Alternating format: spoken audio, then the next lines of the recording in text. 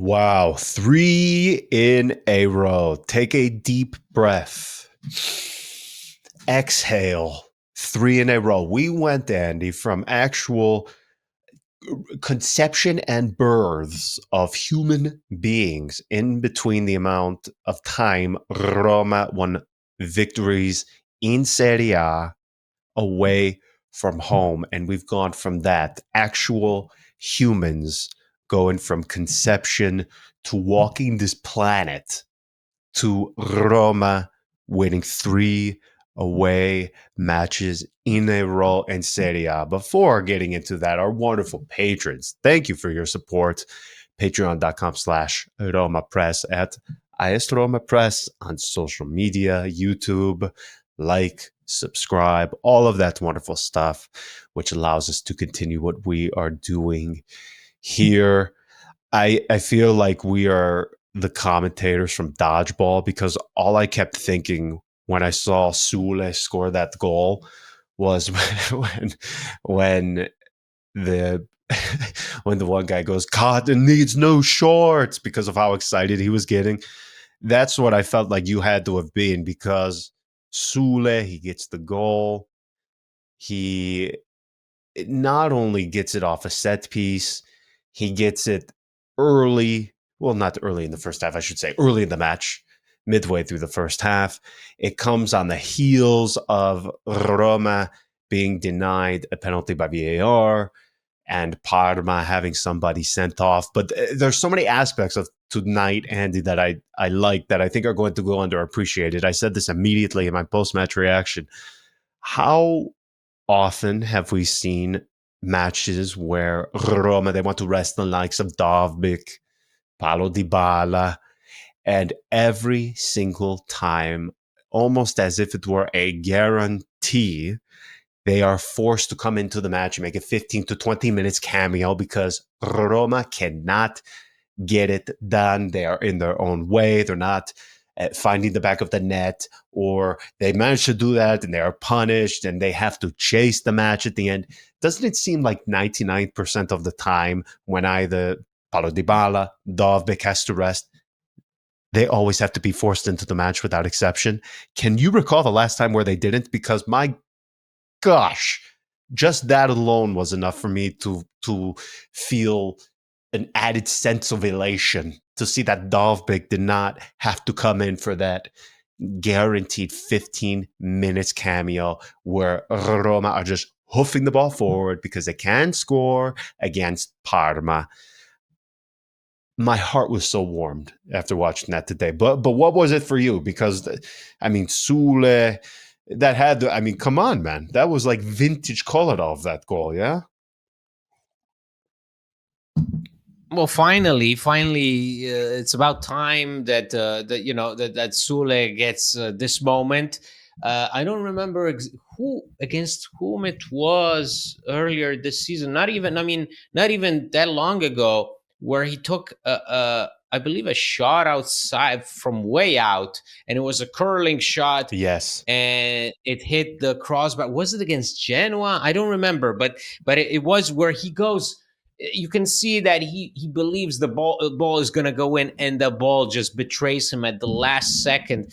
And that was so frustrating, because you can see that this is a guy that is working on himself, that Ranieri is working on inserting. I mean, he goes from, we all expected Baldanzi to be playing from the Yes. start tonight, because of his appearance against Porto. We didn't expect Sule to start over Baldanzi. It seemed like now Ranieri was pivoting more to using the ex Empoli player, and instead Sule gets his chance. With Dybala not on the pitch, he becomes that link, that fire Yes. that Roma needed, that spark. He was the guy to make it happen, because that's the thing. When Dybala is missing, or when both of them were playing at the same time, you always feel like, gosh, who's gonna light the fire? Whose turn is it gonna be? And tonight I thought Sule responded well to the idea that he has to be the guy, that this is his chance to to show that Roma did not make a mistake in relying on him to be the Dybala 2.0, and obviously it was also very welcome for Shomurodov to last all 90 minutes. This is a guy that you will always get effort no matter what, whether he takes a shot on goal, whether the performance is good or not. He will always you will see him on the pitch. Like you will see him on the pitch, regardless of if he scores or not. I thought the important thing was exactly to keep Artem Dovbyk on the bench, to keep Dybala on the bench, to keep Mats Hummels on the bench. In the sense that we have to, at some point down the road, we all knew that there would have to be the time where we rely on depth. Now, it can be scary because, again, this is a season where we've made so many mistakes that we cannot make any more mistakes. So relying on guys like Gurna Duat or Salahdin from the start, who gets his debut, Yes. it's risky. It's always risky. It will always be risky, especially at this moment in time during the season where the schedule is so tough. But you cannot do otherwise. You have to commit yourself to this philosophy, to the philosophy of Ranieri, who perhaps, I doubt that this is his preferred way of working, in the sense to rely on these guys whom, he can say all he wants. I doubt that he was eagerly watching Salzburg games to scout Gurna Duat, or same thing for Salahdin. But it's like, we've seen what happens when if you run Angelino into the ground, which is what was happening with Juric at the helm, and Angelino has been giving you excellent performances. Well, you have to give him a breather. You have to work in his favor. You have to meet him halfway. He is going to give you amazing performances, but you have to give him a chance to clear his brain for a bit, to rest his legs. And so tonight I thought, listen, you're playing away, third consecutive victory away from home. Brilliant. Okay. I don't need more than that. Really. I'm low maintenance, John. I don't need more than this. I'll take this scoreline. I'll take the fact that we scored in the first half and nothing else happened. I'll take it because of how it happened, because of what game awaits us midweek. This was crucial. Well, this was crucial, and I forget which of our patrons, well, many of them pointed it out, but I think we said it prior to the first leg against Porto. When you look at Roma's league calendar, these next 5 to 7 matches are all against teams that, whilst they are near the bottom of the table, I think the next 7 are against the next 7 are against the bottom 7, including tonight's against Parma. Even if it is against the bottom 7, these are teams that Roma have dropped many points against earlier in the season. So it can't be taken for granted.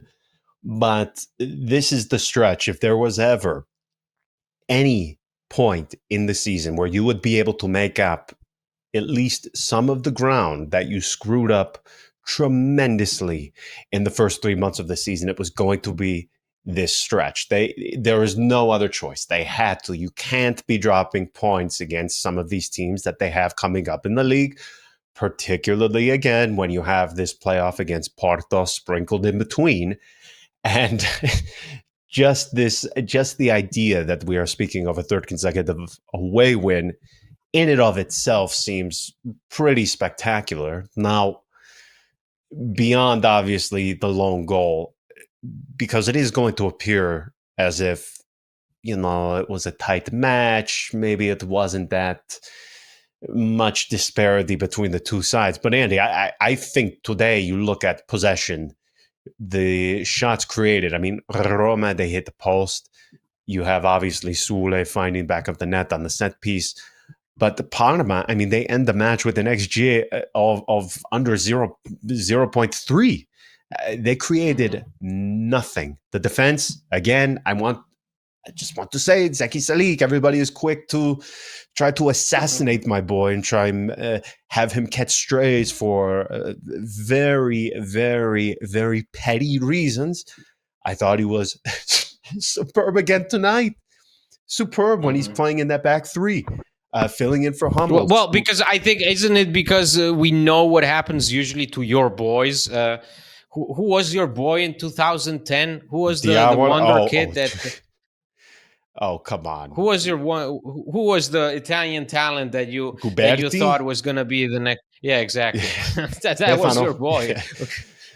Yeah, Stefano. a little Stefano bit of Guberti. Okay. Yes. So I'm just saying, if people are worried about the Zeki Salik being called your boy, it's for good reason, John. Well, yes. It's for good my reason. track record, we could go down the list. Oh yeah, Amadou. It's true. He was your boy too. I remember. I mean, yes.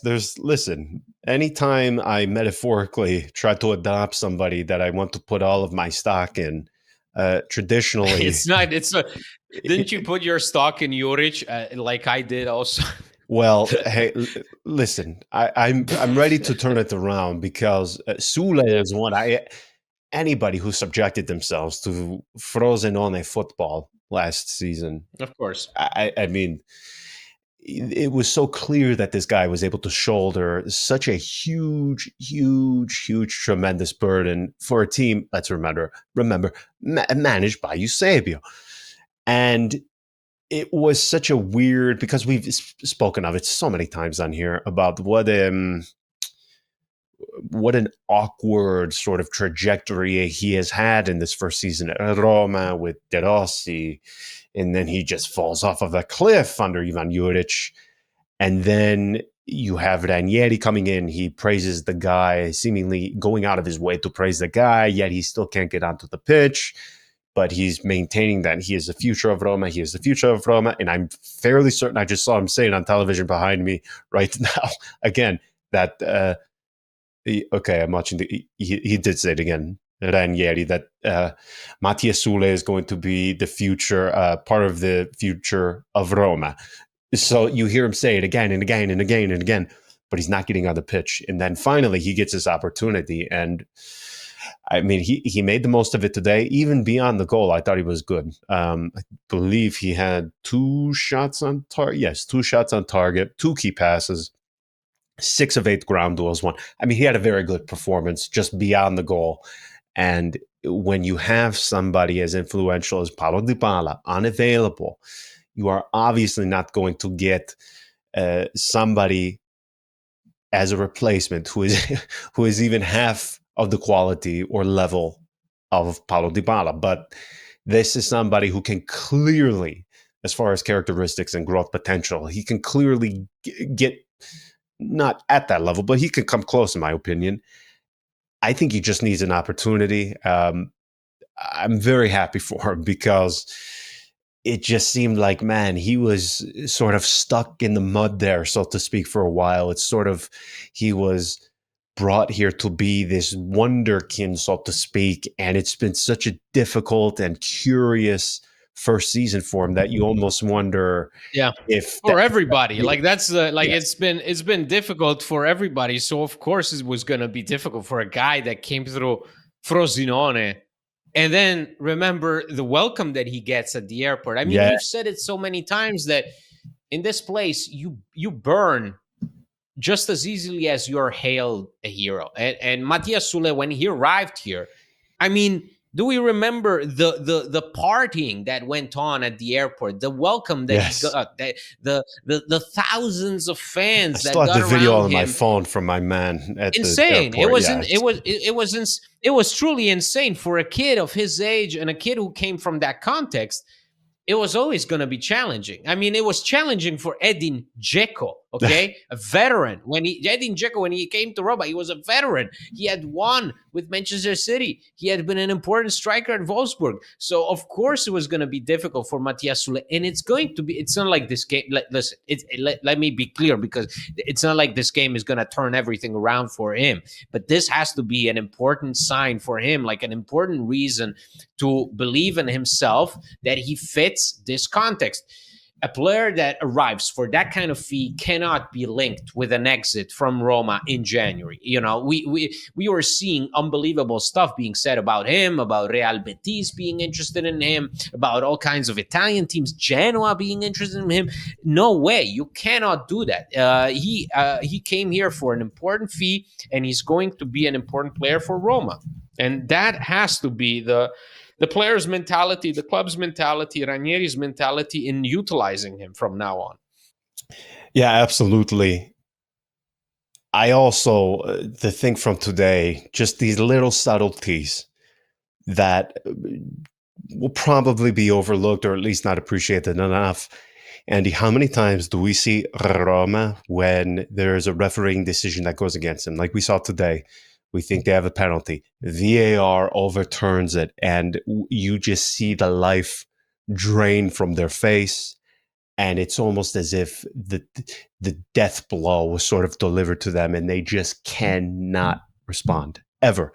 I mean, that seems to be more often the rule rather than the exception. It always seems like anytime the refereeing decision goes against them, they have this mental block, this mental hurdle that they cannot get over.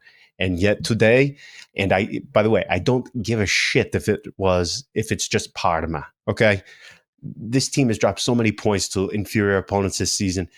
Give me a break. If it's supposed to be a big deal if they lose to those teams, then well, we can at least give them some semblance of praise when they are able to get a victory over them.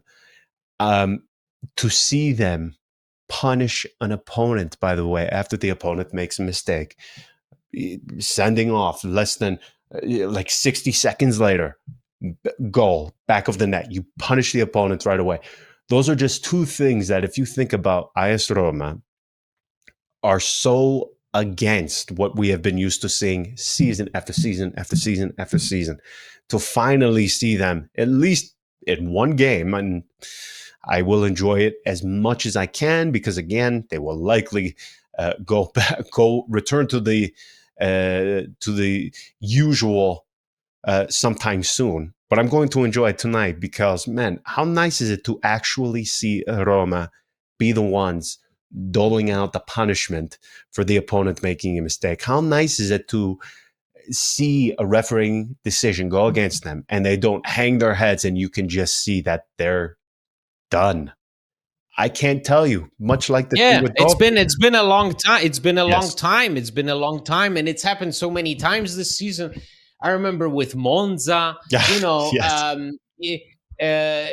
and perhaps, and even not even refereeing decisions, but even in a game like Como, playing away against the smaller side, and things are just not going your way, and that Roma was not gonna score ever. Okay, they were basically fooling themselves into believing that, oh, we may get a shot around the 80th minute, and then nope, it was the opponent who got a shot, and you lost 2-0 because you didn't do enough to win the game. Tonight, Roma did not let themselves down. With the rotations, they still maintained composure and organization at the back. You did not feel like, those typical, say, Europa League nights. Remember, in those group stages where you're just throwing random players out there, hoping for a miracle, hoping that, hey, they'll pass the time. Hey, something's gonna give, something's gonna work at the end. Something will stick. Tonight, that wasn't the case. Tonight wasn't the theme. The theme was of a Roma that knew they had to play without Paulo Dybala, with several new players integrated into the squad, and they had to get a win, because again, this is the time of the year where you are forced to experiment, but on the other hand, you're still forced to come up with a result. And so many times during the season, especially earlier on, maybe you have a bit more leeway. You're still out there experimenting, checking out if this guy works in this position, if this guy doesn't work in this position. And we are in mid-February. This is not the time for experiments, yet we are compelled to, because, hey, guess what? Our star player is Paulo Dybala, who is fragile. If he gets hurt, the team is going to suffer in the long run. Mats Hummels, defensive leader. Well, he's 36. We gotta let him breathe. Leandro Paredes, great, but also needs a breather. So he rests on Thursday, rests against Venezia. It's sort of we have to make it happen for ourselves, because we've been putting it off for too long this season. Now's the time to start picking it up.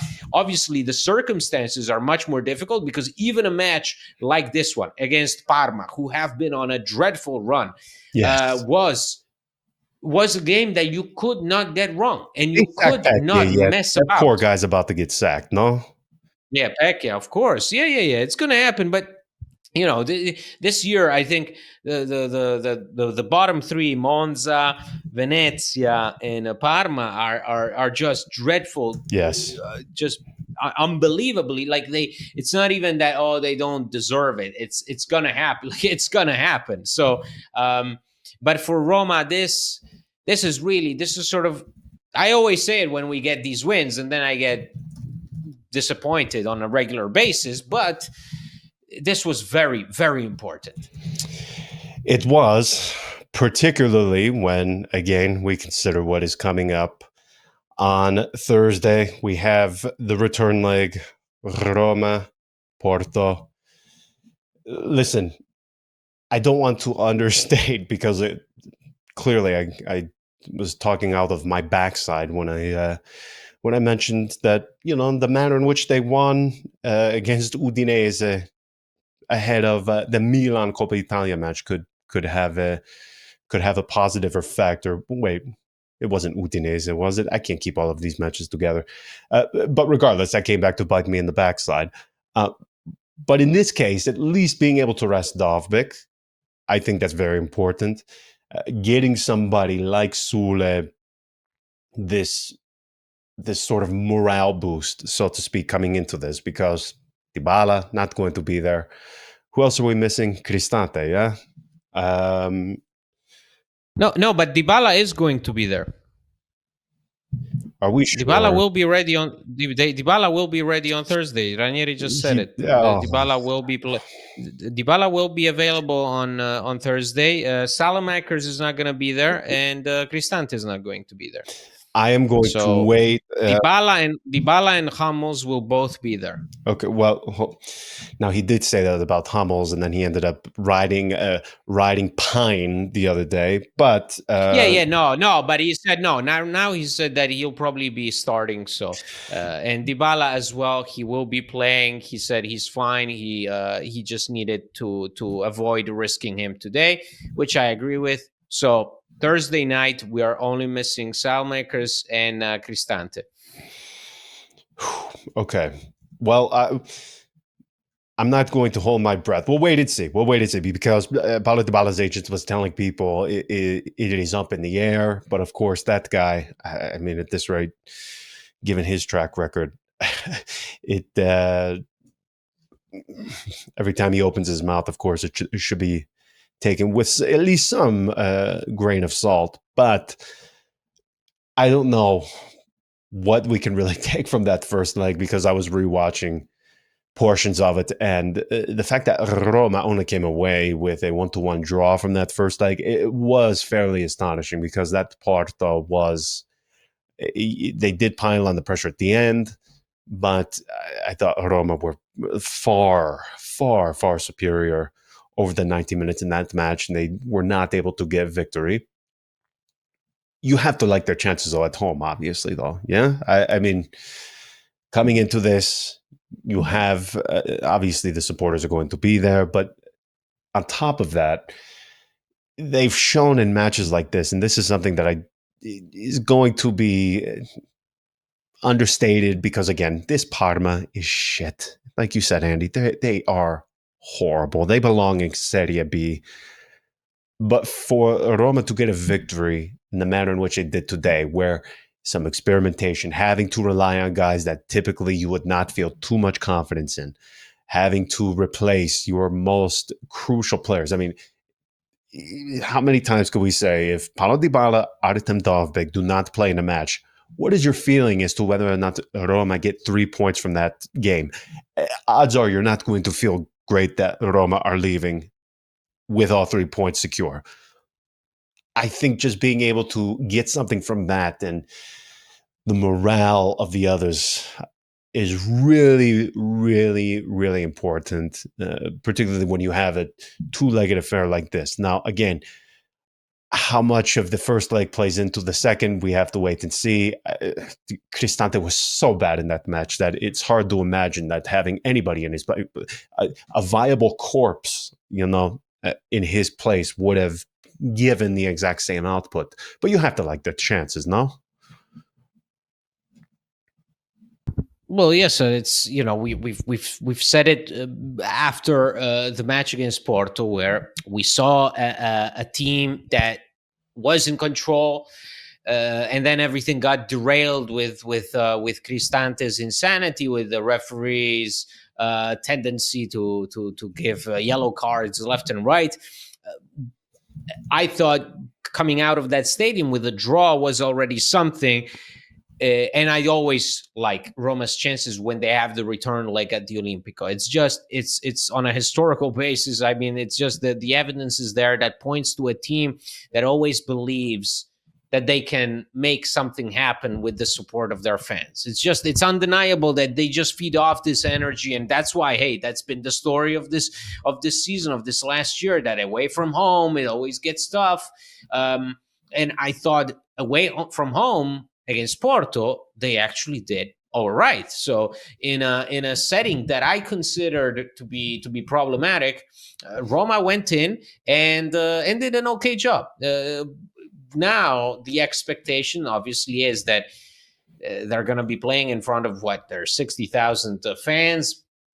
It's going to be, the game is wide open. It's there for the taking. I do not like Salmerkes not being there, because I always think that that guy is sort of gives you an undeniable edge, an edge that really makes a world of difference, especially when you have to operate in tight spaces. And I do believe that Porto, they will be waiting in their area, so it's not going to be easy to cut through them. Salmakers could have made the difference, but hey, guess what? Now you have Baldanzi, who's coming off a good performance against Porto, and you have Sule, who just scored and gave Roma the 3 points against Parma. So naturally, you have to think that that somehow we will be able to find a way to replace Salmakers and not make his absence be felt. It will be, in my opinion, interesting to see how Ranieri decides to play with Dybala also on the pitch. Could be that, hey, Zeki Salik will be playing on the right flank with Hummels slotting back into the defense, so maybe a more traditional approach. But the point is that you have to go into this game against Porto thinking that these guys, they've also had quite a season of ups and downs. They're still figuring out what their manager wants to do. Their performance at home on last Thursday was nothing special. So why should they be feeling confident going into the Stadio Olimpico on Thursday night? Like, that has to be the killer mentality that Roma have. It just because.